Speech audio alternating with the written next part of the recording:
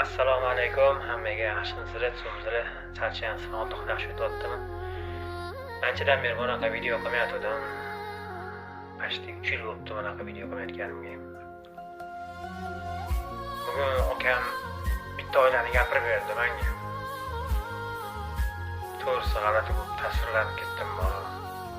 Allohga ming qatla shukr. $1000 oila olaman. İnşallah bolalarim bor, işte shirin, muslim ayolim bor, uy joyim, hamma narsam bor, lekin shunday ham bo'lsa nolimiz. Masalan, hali dinimiz to'g'ri bo'lsa ham, ro'zg'orimiz bo'lsa ham nima ovqat qilaman. O'tiramiz, masalan, ayollarimiz, singillarimiz.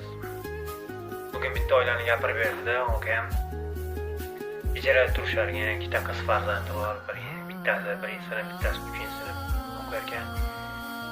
Akam Rossiyaga ishlagan ketgan ekanlar. Ishlab, pul topib, bolalarini maktab o'qib qurol va ijara pul to'layman chiqib ketgan ekanlar. Borganlar, baxtsiz hodisa bo'lib, akam oyoqlarini to'shakka yotib qolganlar Rossiyada.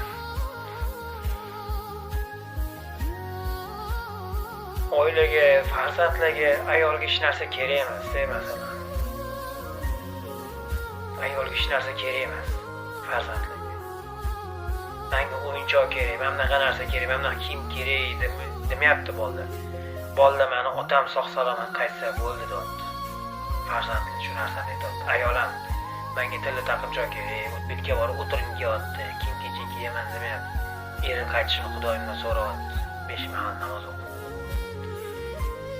Er uydan ancha uzoqda, begona yurtda, to'shakka mixlangan holatda issiq ovqat beradigan ayol yonida. Dori-darmon beradigan farzandlar yo'q. Oilamga yordam beraman ketib, o'zi yordamga muhtoj bo'lib yotibdi. Men nima demoqchiman bu gapim bilan?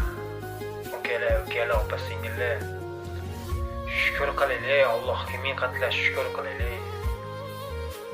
Islomimizga Xudoga shukr, qo'limizda hunarimiz bor, uy joyimiz bor, farzandlarimiz bor, qo'l oyog'imiz bo't, Xudoga shukr qilaylik. Oxirgi mana shu 2 yil davomida kimni ko'rsam faqat noliydi, ishim yurishmayapti, ishim orqaga tortyapti, o'xshamayapti. Bu shukr qilsangchi, qo'l oyog'ing bo'tku, oilang bor, Allohga ming qatla shukr. Men shu oilani eshitib juda ta'sirlandim. Bir xil bolalar bor, ota-ona bu narsani qilib bermasa, arazlab ota-ona bilan gaplashmaydi. U inson bolalariga kiyim-kechak o'yinchoq kerak emas. Otani ko'rish xohlaydi.